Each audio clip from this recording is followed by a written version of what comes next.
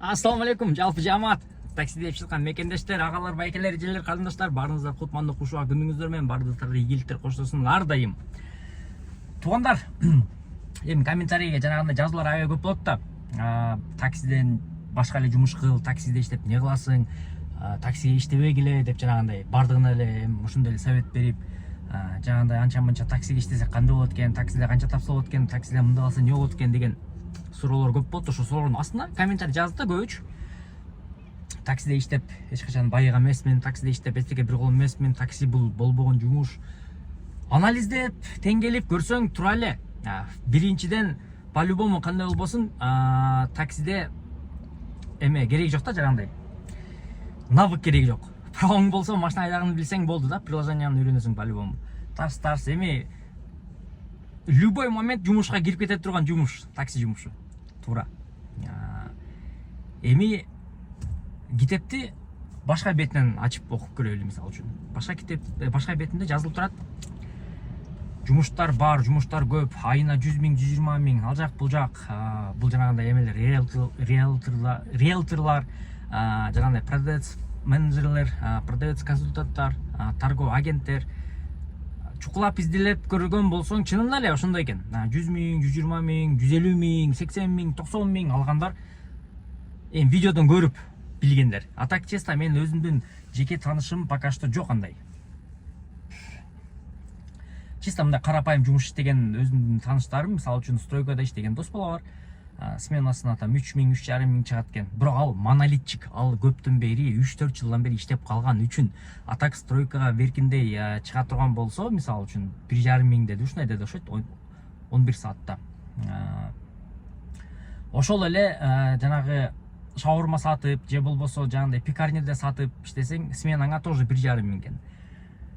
Ошол эле Ошкага кирсең деле, Ошкаң вообще эле айына 30 миң экен, 5-2 иштеп неме кылсаң. Анан өзүм жакта Айнекстан бар да. Ошо Айнекстан, короче, реклама кылган башыначы 60 миң айлык, 6-1 график, ал жак бул жак, короче. Мен бардым, барып, кызык сүйлөштүрүп көргөм. Саламатсыздарбы, саламатчылык. Ушундай жумуш боюнча келдим. Жакшы. Кайерде жашайсыңар? Ушул жерде жашайбыз. Жакшы. Кандай документтер? Ушундай документтер. Жакшы. Биздин условия мындай. 2 жума иштейсиңер, күнүнө 500 сомдон стажировка катары болот. Эгерде ошо 2 жумадан кийин стажировка өтөңөр, биз үчүн деле гарант болуш керек, что адам чыкпай иштейт. Ошо адамга көнүп калыш үчүн адам биринчи өзүн келип, өзүн текшерип көрүш керек. Иште аламбы же иште албайбы? Ошонун негизинде силерге 500 сом төлөп беребиз. Силер болсо келип иштейсиңер.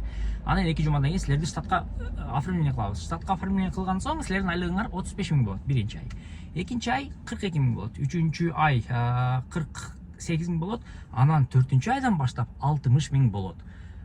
Бир жылда отпускной берилет. Анан кийин жанагындай тамагы бар, обеди бар, формасы бар. Эртең менен саат 8-де уже как положено, как штык жумушта чай-пай ичип алып туруп сменада болуп калыш керек. Кечке мал саат 7-ге чейин иштейсиңер, 1 саат ортодо обед болот. Ошондо получается силер рабочий время 9-дан саат 6-га чейин эсептелинет. 1 саат обедке бөлүнөт. Форма берилет.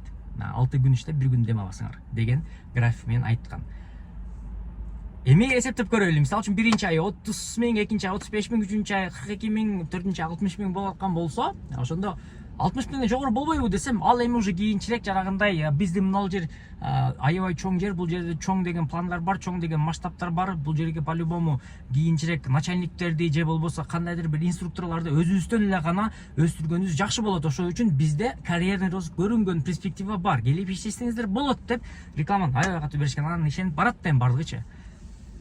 И то возрастное ограничение бар экен. 45 жаштан кийин, по-моему, албайт деди. Ушундай болуш керек. 22 жаштан алат экен, бирок 45 жашка чейин алат экен да, получается. Мындай аябай күчкө толуп турган кезде, короче, күчүңдү полушага кетирип туруп, анан кийин кететкенсиң да, короче. Ошондой деп, ошондой жумушту предлагать этти. Анан кийин, каран бабай деп ойлонуп каласың да, мисалы үчүн, так, ошондой эгерде 60 миң мейли, 4 айда 60 миң табып баштайсың айына.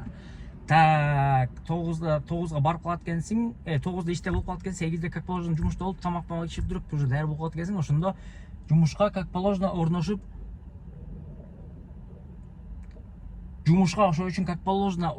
анан кийин жумушта иштеп калат экенсиң деген сөздөр дагы болуп калды. Анан кийин эсептеп көрөсүң, короче, так, таксиде иштеген болсоң кандай болот, таксиде ушунча тапсаң канча болот деп. Мисалы үчүн таксиге мен азыр үгүттөгөн жокмун, таксиге иштегиле, такси мындай, такси сонун деп айткан жерим жок. Но конкретно бир предложение болбой аткан кезде жаңандай комментарийди окуп бир гана өкүнөсүң да, ё-моё, мен чын эле таксиде эмне кылып жүрөсүң, таксиде кандай келечек жок, ал жак бул жак, эмне кылам, кандай кылам деп. Аны мен деле мындай таксиге үгүттөгөн жерим жок дейчи, эмнечи өзүмдүн эле жаңандай 5 жылдын желание болуп туруп иштегенде жерим жок. Но жанагындай жумушка барып иштеш үчүн бир аз не керек ошондо?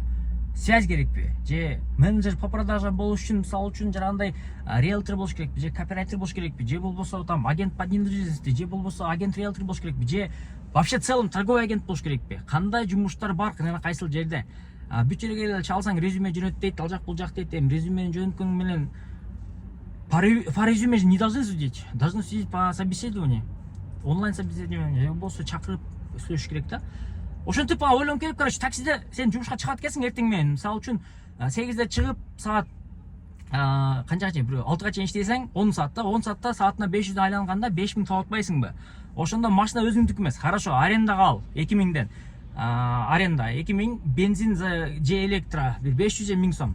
Ошондо сен чөнтөңө 1500-2000 калып атат. Ошондо делечи, получается, айланып тегеренип келгенде сумма бир эле калып атат. Бирок